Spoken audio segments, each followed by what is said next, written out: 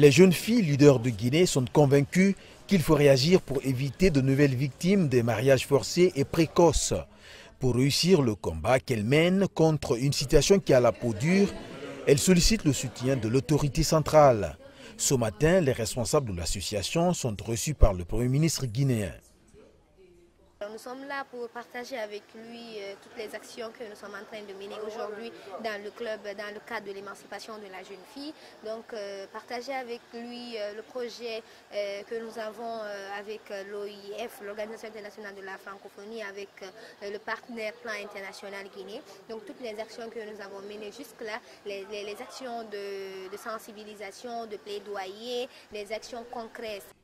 Selon le Code de l'enfant, en Guinée, tout être humain âgé d'au moins 18 ans est un enfant, alors que le Code civil impose 17 ans comme âge minimum pour se marier.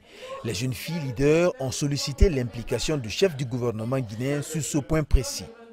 Toutes ces horreurs-là doivent disparaître dans des sociétés entre guillemets civilisées. Si c'était normal, elles mènent ce combat, ces jeunes filles mènent le combat, nos enfants mènent ce combat, nous avons le devoir civique de les appuyer. Et c'est ce que nous essayons de faire. Qu'elle continue d'être la priorité.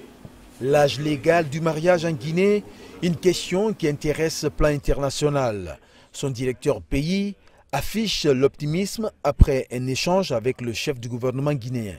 Alors, nous sommes en train de travailler aujourd'hui avec ces jeunes filles et d'autres associations sur la question de l'âge légal du mariage des enfants.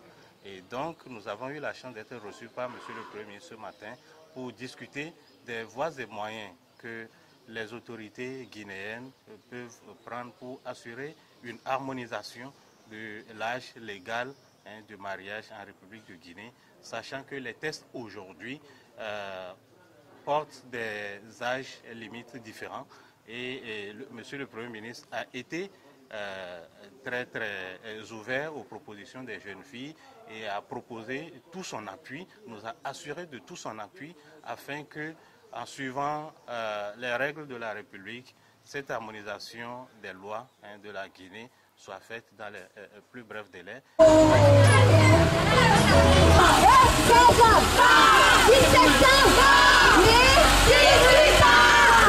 Le lendemain, la caravane se met en branle dans les rues de Conakry. La campagne vise les marchés. Partout, le message est le même. Le mariage des enfants est une violation des droits.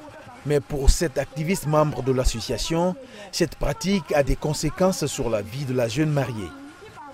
Ce qui est choquant dedans, c'est que c'est un enfant qui donne naissance à un autre enfant. Moi, je suis bébé. Je suis enfant, je donne naissance à un autre bébé, ça devient catastrophique. Quelle éducation je vais donner à mon enfant? Moi-même, je ne suis pas éduquée. En plus de tout ça aussi, sur le plan de la santé, il y a beaucoup de choses. On peut commencer sur des troubles psychologiques chez la fille.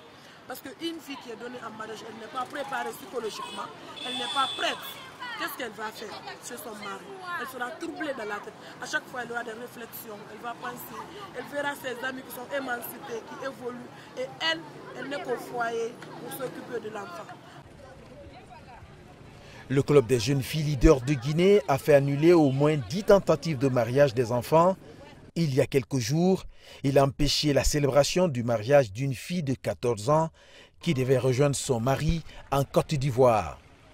Zakaria Kamara pour VOA Afrique, Conakry.